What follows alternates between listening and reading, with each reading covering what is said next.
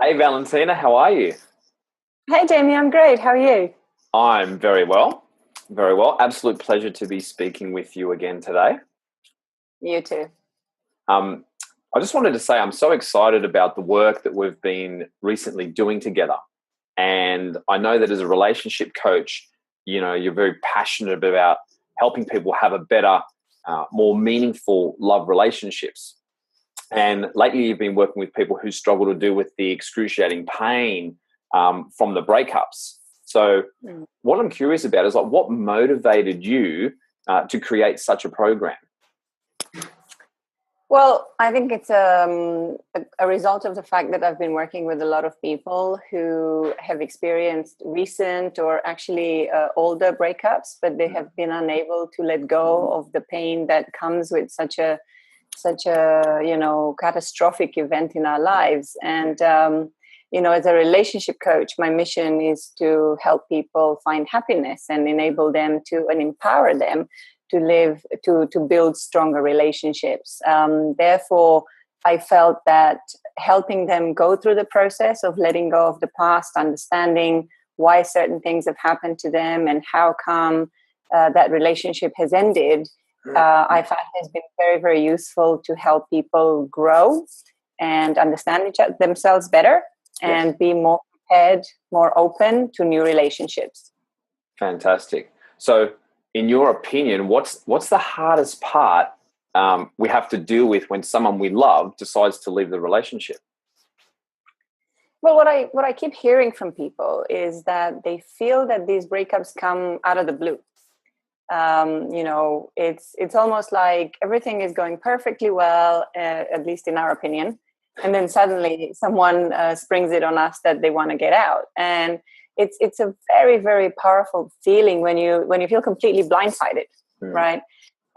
When you think everything is going well and your partner is asking for a divorce, or they send you a text message and saying, okay, sorry, I don't want to see you again. It Mm. is really, really catastrophic. I used that word before.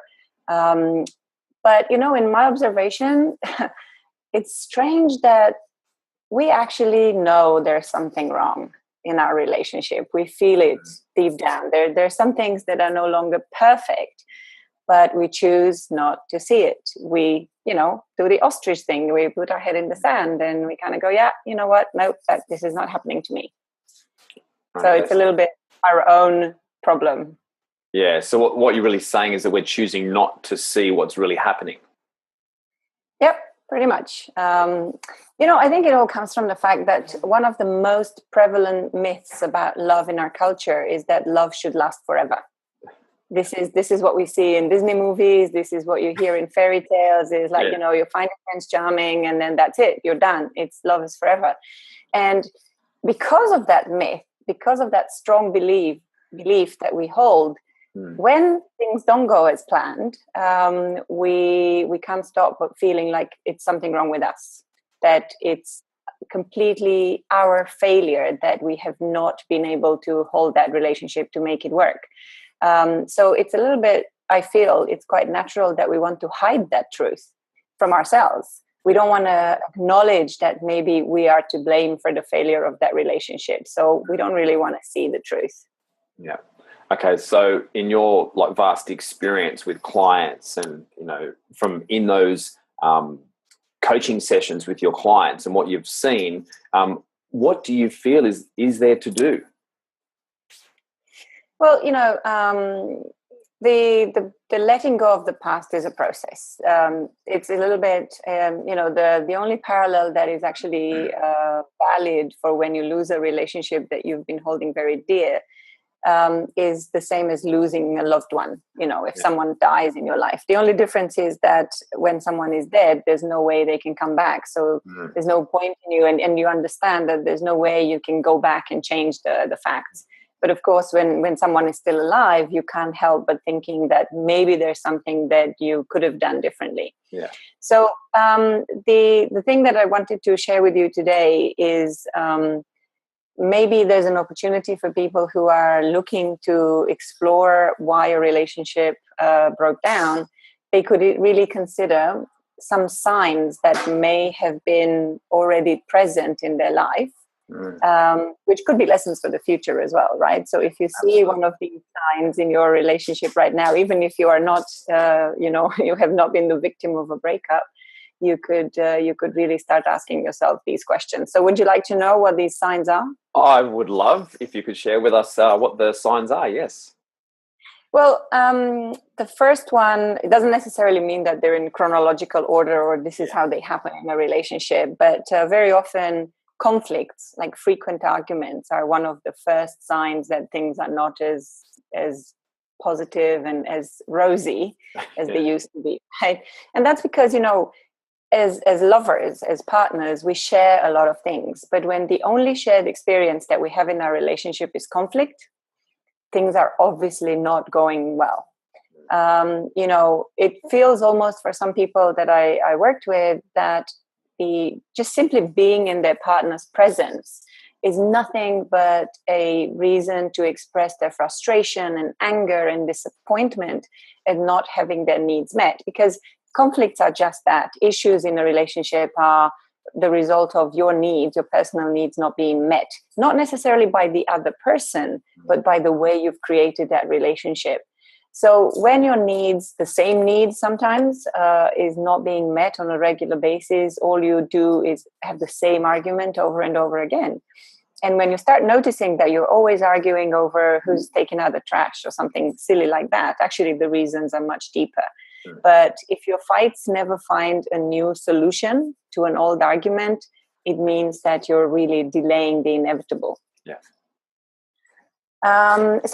Reason number 2, I guess in divorce paper or in lawyers speak, the reason number 2 is irreconcilable differences. Wow, it's such a difficult word to pronounce. But what it really means is, when couples have evolved in such different directions, that they almost don't have anything left in common. So really, growth is natural. Yeah, we live with a partner because we want to learn something from them. But when you stop learning from your partner and your life becomes independent of them, things really don't evolve in the right direction, right? Yeah. So when you start growing on a path that is different from that of your partner, you start developing very different expectations. Yes. These expectations are from like complicated things like how much time each of you is willing to put into the relationship, what are the kind of things that you are investing in, even silly things like, how much time do you spend together, or how do you agree to split your finances and to manage money. All those things can really become reasons why the relationship is no longer working, simply because you are misaligned. Yes. Things are not working. You're not going in the same direction. Or like someone said, you're both in the same boat, but you're rowing in different directions. So that's not really it's not going to get you very far. No, that's just going to tear the boat apart, isn't it? Exactly. So I thought it's a really great metaphor. People would ask me, okay, what do I do if we come to the point of, this sounds like the point of no return.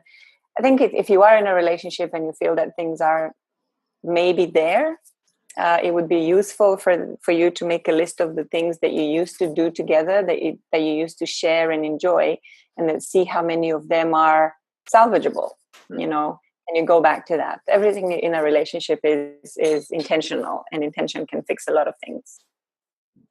So that was the second one. The third one that obviously I see a lot, especially in my work with couples these days, is lack of connection, right? In our intimate relationships, in our primary relationships, connection with the person we love is really, really the glue that holds us together, right? So when you are in a position where someone's tell you, I didn't feel anything excited me about this person anymore. I almost didn't know them anymore. I don't know what they like or what they want to do in life. So, of course, this lack of connection isn't always your partner's fault. It's not because they want to no longer be connected with you.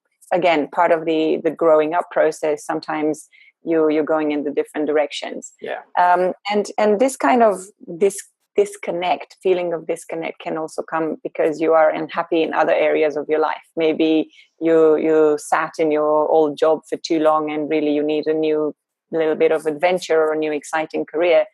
But the point where the partner becomes a problem in this is when you no longer feel like you can go to your partner and ask for their advice, or when you don't feel that they can contribute to a decision that you make, then things are not going well.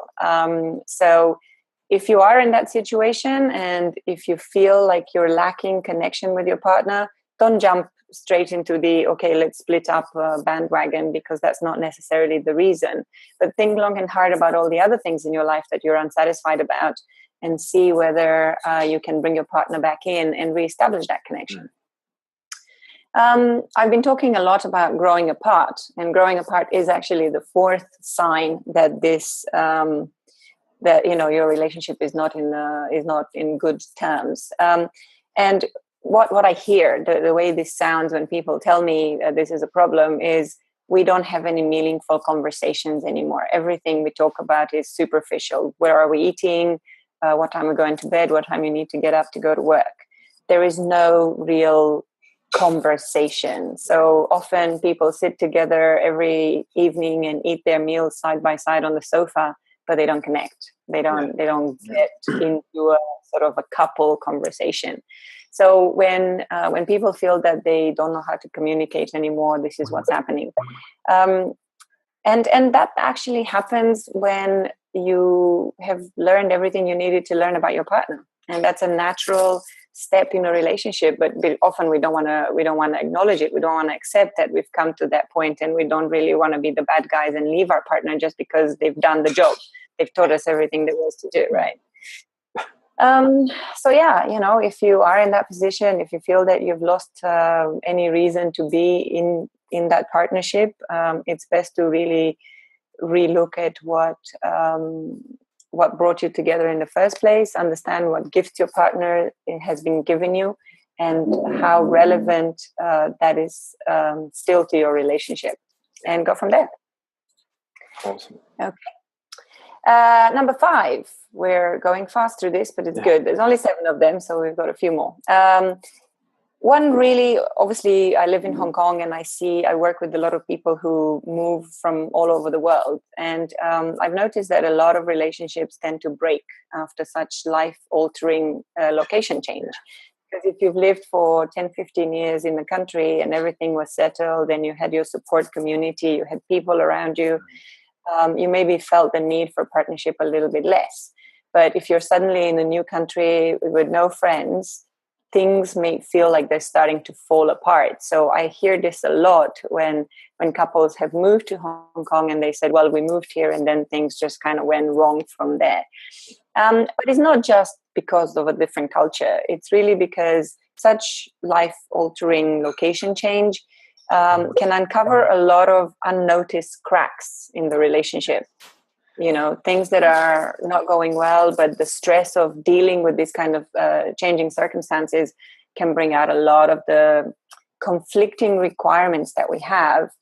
And, sometimes in a relationship, we make a lot of unconscious agreements or compromises that in some situations are acceptable, but then they become unacceptable when you're in a completely different environment. So very often, obviously, we try to ignore these glaring differences. We're trying to tell ourselves that, hey, yes, he's got the stress from work or whatever, or it's this new career that he's embarking on.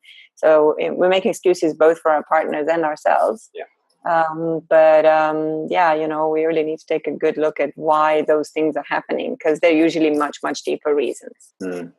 And just on that, well, just on that too, it's like when we get so comfortable, I've found with work with my clients, we get really comfortable in that environment and we get in a groove and everything sort of flows a lot easier. But then if we change locations to a new country, then once again, like you said, not having that support structure and not feeling comfortable, and we're outside our comfort zone, that can bring up a whole lot of things that weren't really addressed when we were in our comfort zone.